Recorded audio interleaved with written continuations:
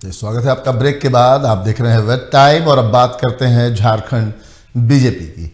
लोकसभा चुनाव की घोषणा से पहले ही भारतीय जनता पार्टी के प्रदेश अध्यक्ष बाबूलाल मरांडी ने अपनी कमेटी को अंतिम रूप दे दिया है। कई घंटे बीत चुके हैं इस कमेटी को अंतिम रूप दिए हुए।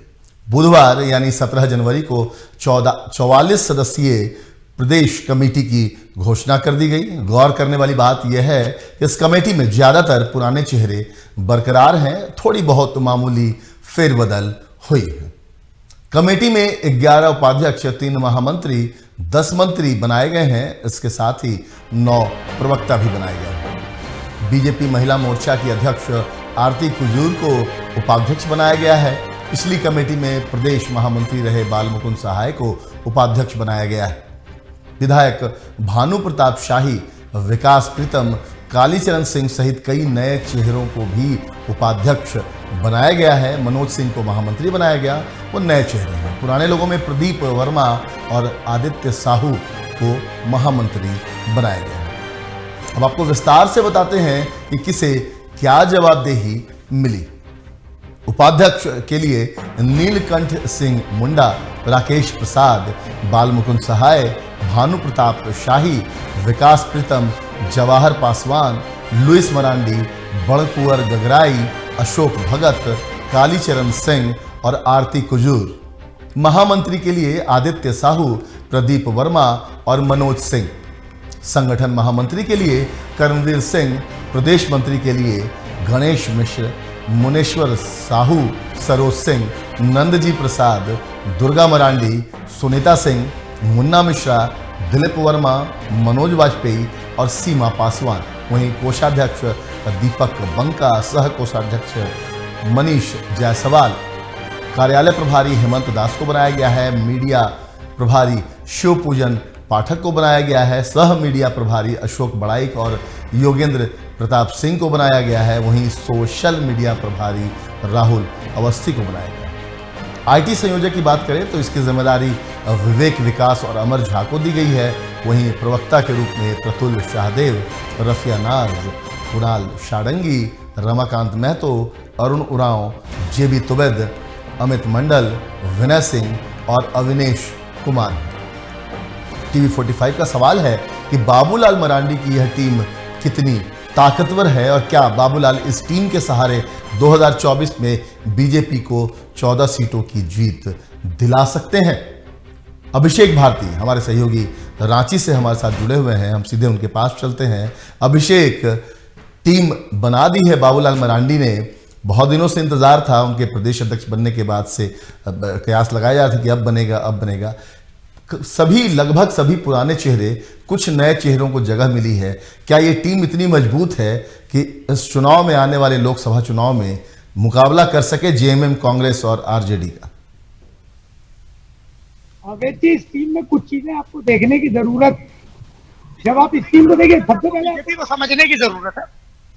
आप बीजेपी को जब आप समझेंगे तो कुछ पॉइंट्स हैं जिन पॉइंट को मैं लोगों के सामने लाना चाहता हूं। बीजेपी में इन दिनों आपको बहुत विरोध देखने को नहीं मिलेगा। क्यों? क्योंकि अब बीजेपी में दिल्ली दरबार से लोग डरते हैं। बीजेपी में वो मुखरता जो बीजेपी में पहले हुआ करती थी, वो मुखरता नजर नहीं है। अब आते हैं बाबूलाल की टीम पर। बाबूलाल की पूरी टीम को जब आप देख लीजिएगा, क्या एक भी महतो टाइटल वाला आपको दिख रहा है इसमें? आप टीम जो स्क्रॉल कर रहे हैं हम लोग इस पूरी टीम को, क्या महतो कुर्मी समुदाय जो है उससे एक भी है? नहीं है। तो क्या बाबूलाल मरांडी ने यह सोच लिया है कि भाई महतो वोट जो है उसको बटोरने का जिम्मा सुदेश महतो का, आजसू का है जी। इसीलिए इस टीम में किसी कुर्मी को जगह देने की कोई बहुत ज्यादा जरूरत नहीं है, पहला पॉइंट। जबकि झारखंड में आदिवासियों के बाद जो सबसे बड़ा वोटर है वो महतो वोटर, बिल्कुल उस वोटर को पूरे तरीके से इस टीम में इग्नोर किया गया जी। अब ये कोई रणनीति है या फिर भूल है, ये समझने की बात है। पॉइंट नंबर 1 जी। पॉइंट नंबर 2, आधी आबादी की बात प्रधानमंत्री नरेंद्र मोदी करते हैं, लेकिन पूरी टीम में सिर्फ 2 महिला प्रतिनिधित्व लुइस मरांडी और आरती कुजूर, बिल्कुल। इसके अलावा ना सामान्य वर्ग से कोई महिला, ना अल्पसंख्यक वर्ग से कोई महिला, तो मतलब सीधे तौर पर महिलाओं को इस टीम में इग्नोर किया गया है। जी। क्या ये कोई रणनीति है या फिर ये भूल है? जी। धनबाद जो इलाका है, धनबाद इलाके से आपको सरोज सिंह दिख रहे हैं, एक झरिया से ताल्लुक रखते हैं, दूसरे आपको गणेश मिश्रा दिख रहे हैं, ठीक है। इसके अलावा और कोई तीसरा चेहरा नजर नहीं आ रहा। धनबाद इलाके को इग्नोर करने के पीछे का कारण क्या ये भूल है या रणनीति है, ये भी समझ से परे है।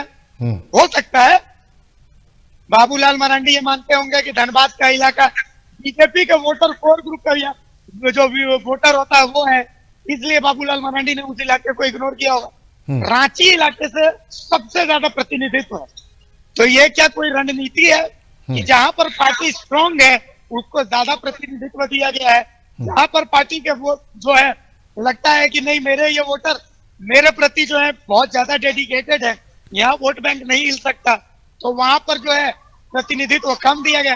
तो ये कुछ पॉइंट है वे जिन पर बाबूलाल मरांडी की नई टीम पर लोगों का ध्यान जा रहा है। लेकिन देखिए, मुखरता के साथ बीजेपी का कोई नेता नहीं बोलेगा, क्योंकि इन दिनों बीजेपी में विरोध की प्रक्रिया खत्म हो गई, क्योंकि बीजेपी अब स्ट्रिक्ट एक्शन में विश्वास करने लगी है।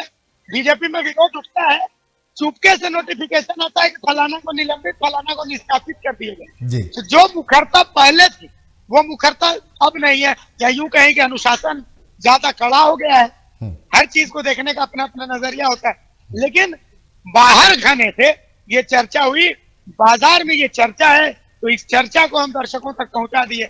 हम उम्मीद करते हैं कि बीजेपी का आला कमान भी इस कार्यक्रम को देख रहा होगा, तो बीजेपी आला कमान के नजर में भी ये पॉइंट जाएगा। जी बिल्कुल अभिषेक, बहुत अच्छा पॉइंट जो है वो सब आपने उठाया है कि जिस वोट जो सबसे ज़्यादा वोट बैंक यहाँ पर आदिवासी समुदाय का है, उसके बाद यहाँ कुर्मी और कुर्मी का आंदोलन चलता भी रहता है, हालांकि दोनों अलग है और ये समझने में भी हेर फेर यहाँ पे लोगों को हो जाती है। लेकिन एक बड़ा वोट बैंक है महतो का, तो क्या सुदेश महतो के कंधे पर रख कर तीर चलाना चाहते हैं, कुर्मी वोट को साधना चाहते हैं, एक बड़ा सवाल है। और दूसरा जो सबसे महत्वपूर्ण सवाल आपने किया वो महिलाओं का है। महिलाओं को आरक्षण देने की, महिलाओं को बढ़ावा देने की बात होती है, लेकिन इस टीम में जिस तरह 2 महिलाएं सिर्फ नज़र आ रही हैं, ये दिखाता है कि कहीं ना कहीं ये सिर्फ कहने की बात होती है। बहुत बहुत शुक्रिया अभिषेक, आपका हमारे साथ जुड़ने के लिए, अपना वक्त देने के लिए और इस पर बातचीत के लिए बहुत बहुत शुक्रिया आपका।